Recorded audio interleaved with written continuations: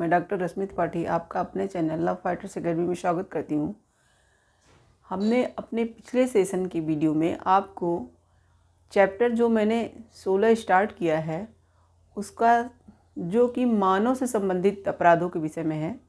क्या है हमारे चैप्टर का नाम? मानव शरीर पर प्रभाव डालने वाले अपराधों के विषय में है ये हमारा सेक्शन।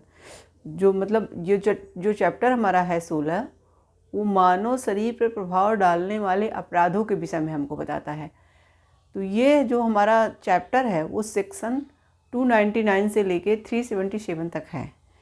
तो हमने कल के अपने सेशन में सेक्शन 299 आपराधिक मानववध के बारे में आप लोगों को बताया था। तो आज के सेशन में मैं आपको आपराधिक मानववध मैंने आपको कल बता ही दिया। आज मैं आपको उसके आगे हत्या जो सेक्शन 300 में है हत्या को डिफ़ाइन करूंगी कि हत्या क्या होता है, और उसके बाद हत्या और आपराधिक मानववध जो कि बहुत ही कंफ्यूजिंग पार्ट है। ये दोनों में डिफरेंस कर पाना हर किसी के लिए मुश्किल होता है।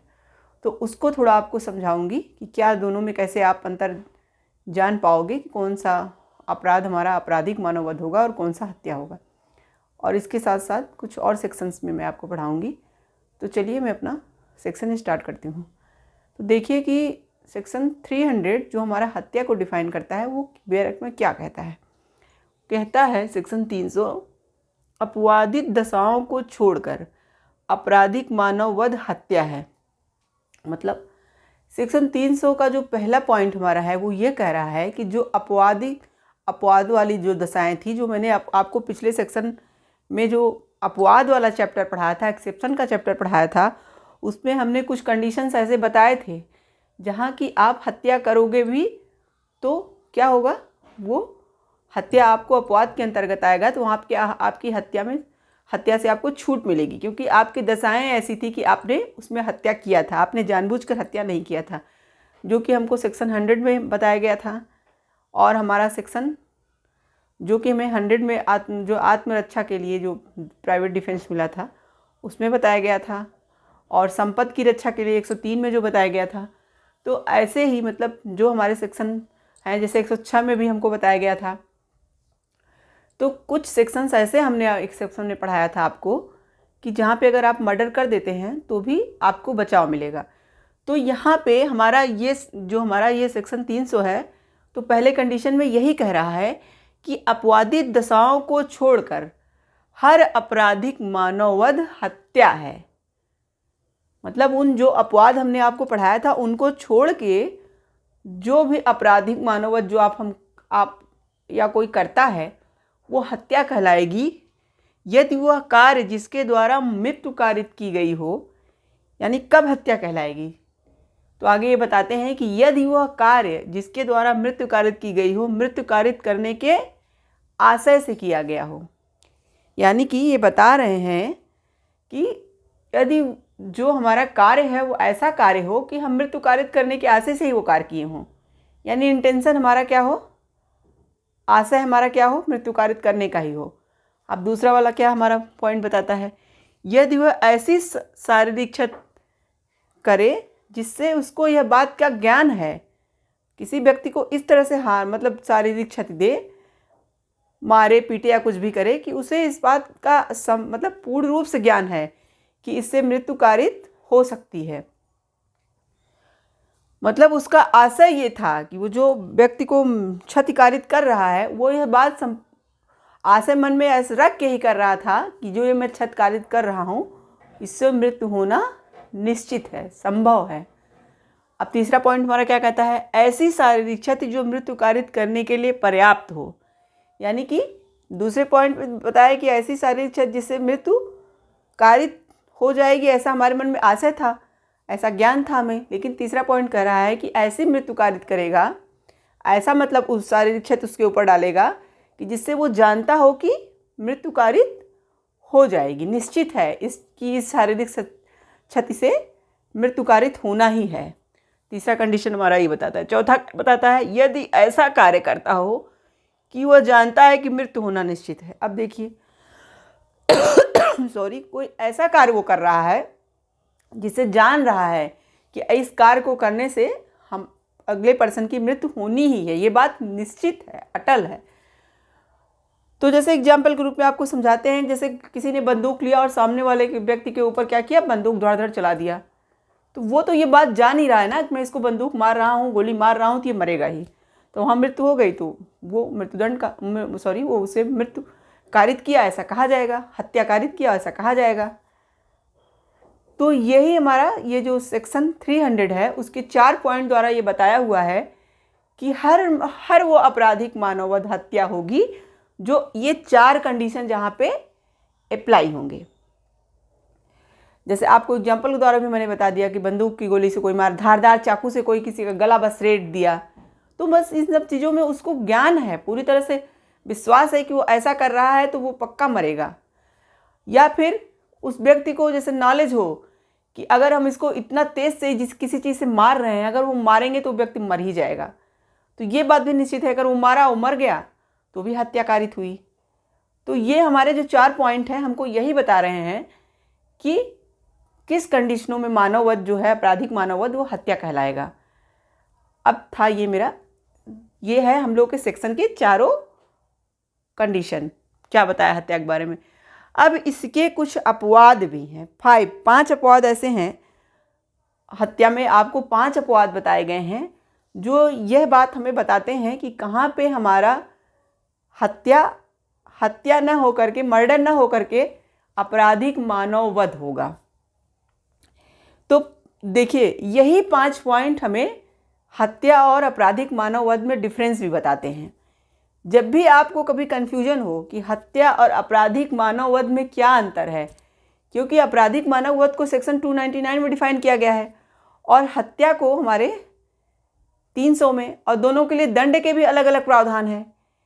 एक हत्या के लिए जो, मर्डर के लिए जो दंड है 302 में दिया गया है और उसका 304 में दिया गया है आपराधिक मानववध का। तो और दोनों को अलग अलग सजाएं भी दी गई हैं, दंड के प्रावधान सेक्शंस भी अलग हैं, अलग अलग सजा भी मिली हुई है।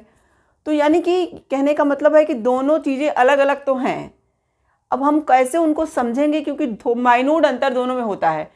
तो हमें सबसे आसान तरीका समझने का यही है, जो अभी मैं आपको 5 अपवाद बताने चल रही हूँ, उन अपवादों को अच्छे से समझिएगा, क्योंकि वही आपको हत्या और आपराधिक मानववध में अंतर बताएंगे। तो चलिए हम देखते हैं कि वो 5 अपवाद कौन हैं जो हमें ये बताते हैं कि जो भी हत्या की जाएगी वो हत्या न होकर आपराधिक मानववध होगा। चलिए पहला कंडीशन क्या है हमारा, गंभीर एवं अचानक प्रकोपन से। अगर कोई हत्या ऐसे की गई है जो गंभीर और अचानक प्रकोपन से की गई है, तो वो हत्या न मान के उसे आपराधिक मानववध माना जाएगा।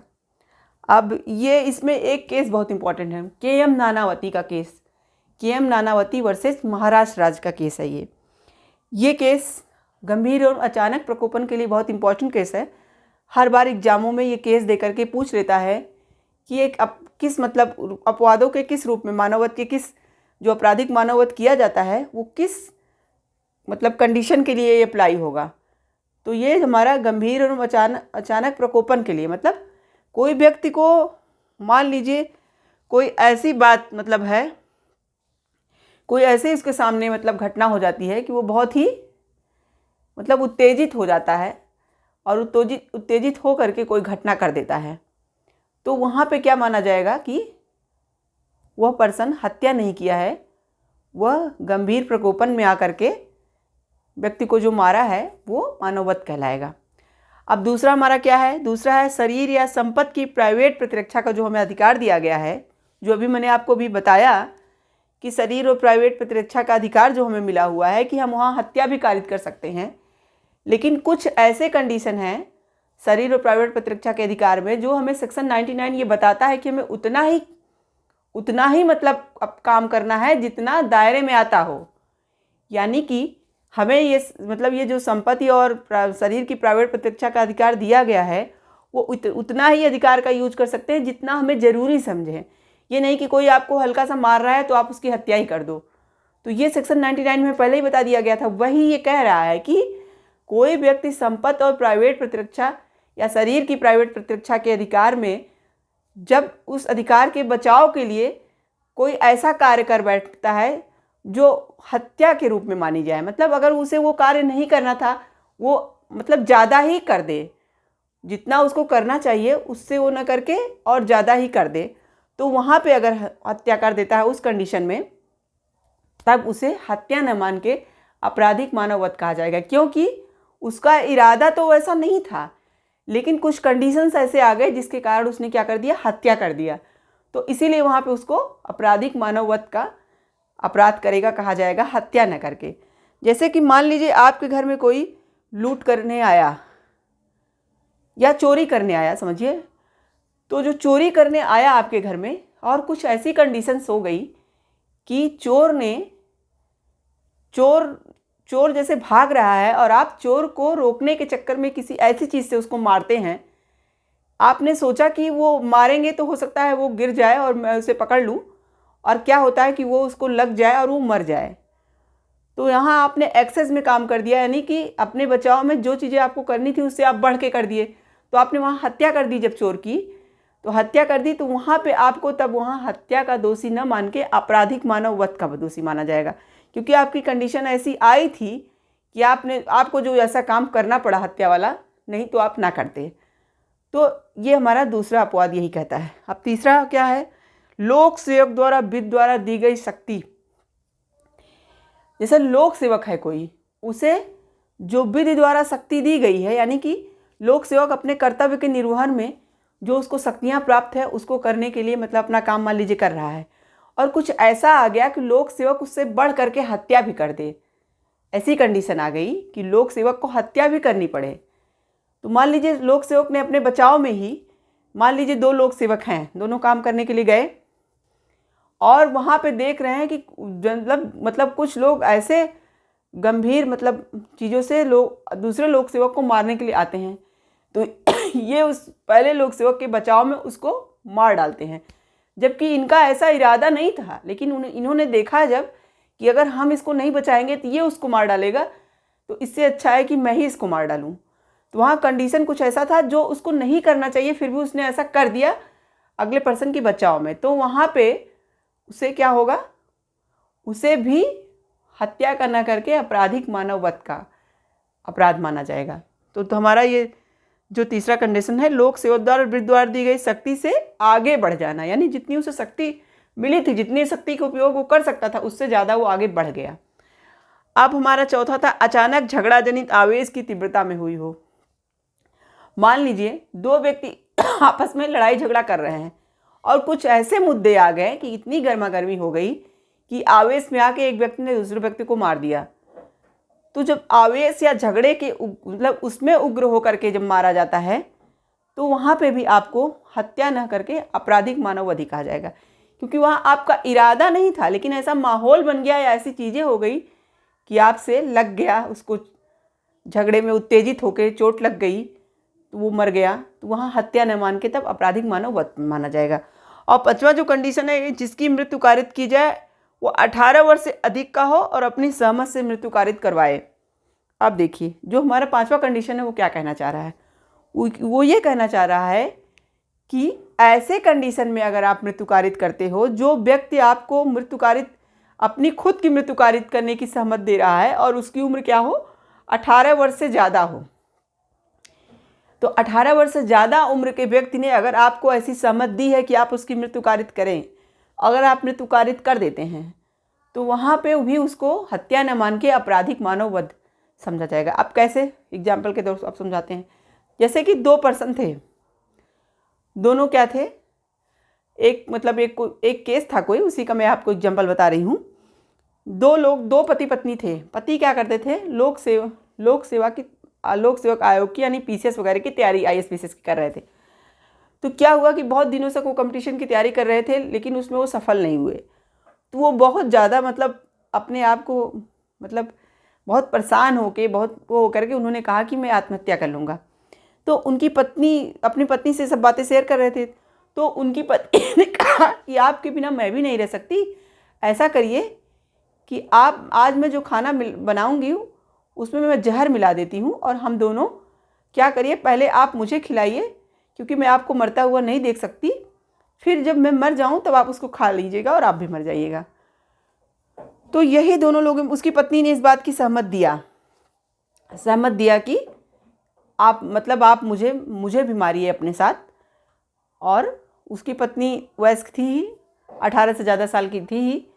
तो उसके पति ने क्या किया कि खाने में जब वो ने जहर मिलाया, फिर अपनी पत्नी को निवाला, मतलब खिला दिया, और वो मर गई। और जैसे वो खुद खाने चला, लोगों को पता चल गया, लोग आ गए और उसे रोक लिए।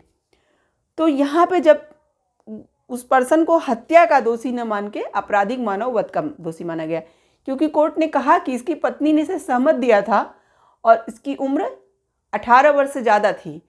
इसीलिए यहाँ पे जो हमारा सेक्शन 300 का अपवाद, 5वां अपवाद है, वो अप्लाई होगा और इसको हत्या का मुजरिम न मान करके आपराधिक मानव वध का मुजरिम माना जाएगा। तो हमारे ये जो 5 कंडीशन हैं वो हमको ये बताते हैं कि हत्या और आपराधिक मानव वध में आप अंतर कैसे जानोगे। जब आप कहीं फंसिए कि 2 पर्सन, मतलब मान लीजिए कि किसी ने किसी की हत्या कर दी, अब आप किसी को समझ में नहीं आ रहा है कि इसमें हत्या का केस लगेगा या आपराधिक मानव वध का, तो 5 कंडीशन आप अप्लाई कीजिए। अगर 5 कंडीशन वहाँ पे अप्लाई नहीं हो रहे हैं तो आपका वो हत्या माना जाएगा। और अगर उसमें से कोई भी कंडीशन अपवादों में, 5 में अपवादों में से कोई भी कंडीशन अगर अप्लाई हुआ तो उसे आपराधिक मानव वध माना जाएगा। देखिए, हमारा इन दोनों में डिफरेंस का एक केस है, रेग बनाम गोविंदा का केस था, जिसमें जो मेलविन हमारे वो थे जज साहब, जस्टिस मेलविन जी थे, उन्होंने क्या कहा था, उन्होंने कहा कि इन दोनों में अंतर क्या है। उन्होंने रेग बनाम गोविंदा के केस में इस अंतर को डिफाइन किया था। तो उन्होंने जो डिफाइन किया उसमें उन्होंने वही बताया जो हमारा ये 5 अपवाद दिए गए हैं, उन्हीं 5 अपवादों को इन्होंने बताया, बाकी चीज़ें इन्होंने वही सब रखी। तो रेग बनाम गोविंदा का जो केस था वो ये डिफाइन करता है कि सेक्शन 299 और 300 में डिफरेंस क्या है। ये कभी कभी पूछ लेता है कि कौन सा ऐसा केस है जो सेक्शन 299 और 300 में डिफरेंसेस बताता है। तो रेग बनाम गोविंदा का केस है। ये देखिए, बहुत इंपॉर्टेंट केस है, जो ज़्यादातर यही पूछता है कि आपराधिक मानव वध और हत्या में डिफरेंस कौन सा केस बताता है, तो आपको रेग बनाम गोविंदा का केस बताना होगा। और के.एम. नानावती का जो केस है वो गंभीर अचानक प्रकोपन वाले अपवाद वाले कंडीशन में आएगा। ये दोनों केस बहुत इंपॉर्टेंट है। एक बिरसा मुंडा का केस है। तो उनके केस में क्या था उनके केस में भी ये कहा गया था कि बिरसा के केस में कि कि किसी भी को मृत्युदंड विरलतम से विरलतम केस में ही दिया जा सकता है। यानी कि बहुत ऐसा कोई केस जब आएगा हत्या का, तो ये सेक्शन हमने आपको, मतलब ये अभी 302 में मतलब डिफाइन किया गया है, यानी हत्या के लिए जो दंड का प्रावधान दिया गया है उसके लिए मतलब ये केस आया था। मैंने आपको इसलिए बता दिया कि मैं आपको सेक्शन 300 यानी हत्या पढ़ा रही थी। और ये केस इंपॉर्टेंट है क्योंकि ये केस बहुत बार दे के बस पूछ लेते हैं कि इस केस को किस सेक्शन के लिए बनाया गया है, यानी किस सेक्शन को ये केस डिफाइन करता है। तो सेक्शन 300 के बारे में या सेक्शन 302 यानी कि जो हत्या की सज़ा को डिफाइन करती है उसके लिए। अभी मैं आपको आगे के वीडियो में, आगे सेशन वाले जो वीडियो बनाऊंगी उसमें बताऊंगी कि हत्या के लिए क्या दंड का प्रावधान है और आपराधिक मानव वध के लिए क्या दंड का प्रावधान है। तो ये मैं आपको बताऊंगी आगे, लेकिन अभी मैंने आपको इसलिए बता दिया कि केस थोड़ा इम्पॉर्टेंट था। तो ये था आज का हमारा सेक्शन 300 और सेक्शन 299 और 300 में डिफरेंस आप कैसे जानोगे। और एक सेक्शन हमारा और है, आज मैं आपको बता देती हूँ, सेक्शन 301। ये भी मिलता जुलता है ये हत्या और मानव वध से, इसलिए मैंने इसको आज पढ़ाया आपको इसी मतलब वीडियो में बताऊंगी। सेक्शन 301 हमारा क्या कहता है, जिस व्यक्ति की मृत्यु कारित करने का आशय था उससे भिन्न व्यक्ति की मृत्यु कारित करके आपराधिक मानव वध जो किया जाता है उसका क्या मतलब, उसके बारे में क्या है। मतलब कहने का इनका मतलब ये है 301 में कि जैसे आपके मन में जिस व्यक्ति को मारने की कल्पना थी, यानी कि आपने सोचा था कि सामने वाले व्यक्ति को मारना है और बंदूक से मारने की कोशिश की, तो किसी कारणवश वो उसको न लग करके अगले पर्सन को लग जाती है। तो यहाँ ये कहा गया कि जो ये आपराधिक मानव वध जिस ख्याल से किया गया था उस व्यक्ति को उसी चीज़ का अपराधी माना जाएगा, मानो उसने वो वही कार्य किया हो। मतलब कहने का इनका मतलब ये है कि जैसे जिस पर्सन को ये मारना चाहते थे, तो जो अपराध उस पर्सन के लिए होता वही अपराध जो दूसरे को लग जा रहा है उसके लिए भी होगा। यही कहने का मतलब है 301 का, कि अगर गलती से किसी और को लग जाए, भले हमारे मन में ऐसा नहीं था, ऐसा मैं नहीं चाहता था कि अगले पर्सन को लगे या अगला पर्सन मरे, मैं तो जिसको मारना चाहती थी वो नहीं मरा, कोई और मर गया, तो भी यहाँ पे आपको गुनहगार उसी पर्सन के लिए माना जाएगा। मतलब ये कहा जाएगा कि जो गुनाह आप, यानी जो आपको हत्या या मानववध का जो भी केस लगता, वो जैसे जिस पर्सन के लिए लगता वो अगला पर्सन मरा भले, लेकिन आपको वही समझा जाएगा। यही कह रहा है कि जिस व्यक्ति की मृत्यु कारित करने का आशय था उससे भिन्न व्यक्ति की मृत्यु कारित करके जब आप आपराधिक मानववध करते हो तो यही समझा जाएगा कि आपने उसी पर्सन की मृत्यु कारित की है। यही सेक्शन 301 का कहना है। तो ये हमारा सेक्शन 300 और 301 दोनों था। आशा करते हैं कि आज आप लोग समझ गए होंगे कि आपराधिक मानववध और हत्या में क्या डिफरेंसेज है, और अगर किसी अदर पर्सन की मृत्यु हो जाती है जिसको आप मारना चाहते हैं उससे विभिन्न पर्सन की, तो भी आप उसी तरह से सजा के दायित्वाधीन होंगे जैसे आपने उसी पर्सन को मारा है। तो ये हमारा 301 कहता है। तो आशा करते हैं कि आज आप अच्छी तरह से ये सब चीज़ें समझ गए होंगे। अगर फिर भी आपके कुछ समझ में नहीं आता है तो प्लीज़ आप कमेंट बॉक्स में हमसे क्यूरी करके पूछ सकते हैं। आज के लिए बस इतना ही। तो आप मेरे चैनल को लाइक कीजिए, सब्सक्राइब कीजिए और बेल आइकन को दबाइए जिससे आपको नए वीडियो के नोटिफिकेशन मिल सकें। Thank you very much.